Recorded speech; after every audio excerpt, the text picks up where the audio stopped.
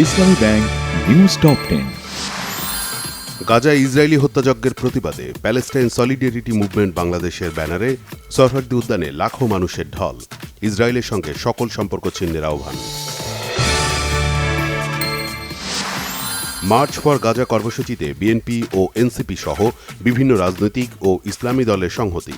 বক্তারা বলেন, বিশ্ব মুসলিমকে একত্রিত হয়ে রক্ষা করতে হবে নিপীড়িত গাজাবাসীকে।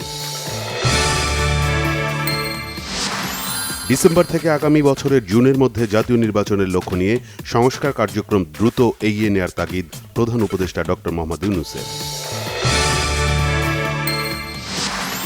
রাষ্ট্র সংস্কারে সবাই একমত, সব রাজনৈতিক দলের সাথে আলোচনা করে পথ নির্ধারণের উদ্যোগ নেবে জাতীয় ঐকমত্য কমিশন।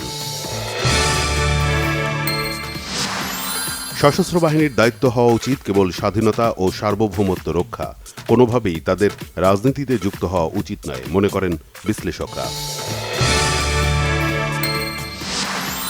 ঢাকা বিশ্ববিদ্যালয়ের চারুকলা অনুষদের নববর্ষ শোভাযাত্রা উদযাপন উপলক্ষে বানানো ফ্যাসিবাদের প্রতিকৃতি ও শান্তির পায়রা পুড়িয়ে ফেলেছে দুর্বৃত্তরা। হাসিনার দোসররা ফ্যাসিবাদের মুখায়ব পুড়িয়েছে, সিলেটে সংবাদ সম্মেলনে বলেছেন সংস্কৃতি উপদেষ্টা মোস্তফা সরোয়ার ফারুকী।